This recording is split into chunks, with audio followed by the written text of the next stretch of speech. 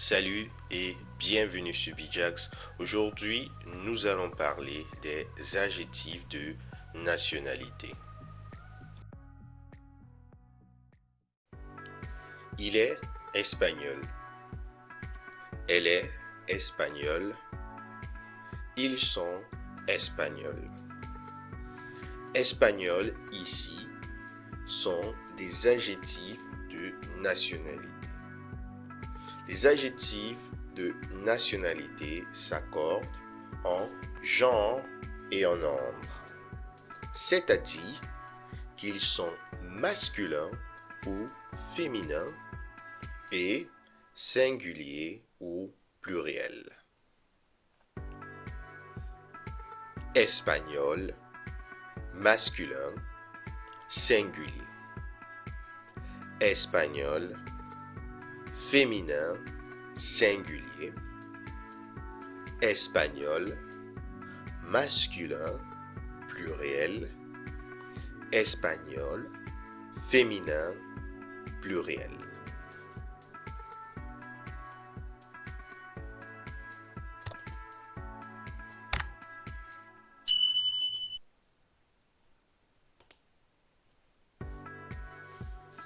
Pour avoir le féminin des adjectifs de nationalité, on suit quelques règles. Première règle, on ajoute un E au masculin. A, les adjectifs qui se terminent en OIS. Par exemple, québécois, québécoise, chinois, chinoise, suédois, suédoise. B, les adjectifs qui se terminent en AIS. Par exemple, français, française, anglais, anglaise, portugais, portugaise. C, les adjectifs qui se terminent en AIN. Par exemple, cubain, cubaine, mexicain, mexicaine, marocain, marocaine.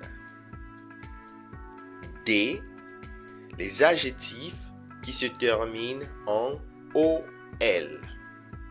Par exemple, espagnol, espagnol.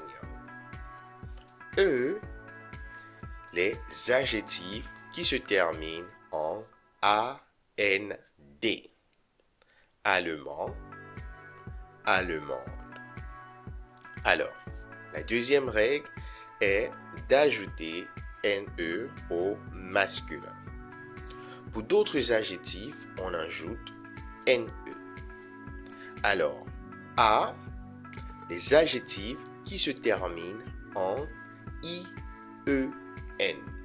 Par exemple, colombien, colombienne, brésilien, brésilienne, vénézuélien, vénézuélienne.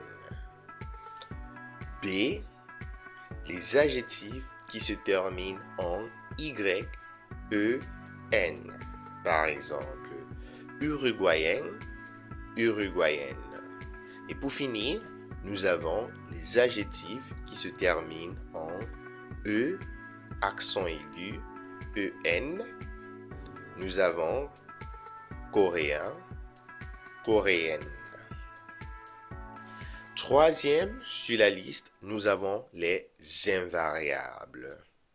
Les adjectifs qui se terminent en E ne changent pas de forme. Par exemple, nous avons Suisse, Suisse, Belge, Belge, Russe, Russe, Arabe, Arabe. Alors, dernière dans notre liste, nous avons les adjectifs avec d'autres changements. Certains adjectifs changent complètement de forme. Ici, nous avons deux exemples, grec, grec, turc, turc.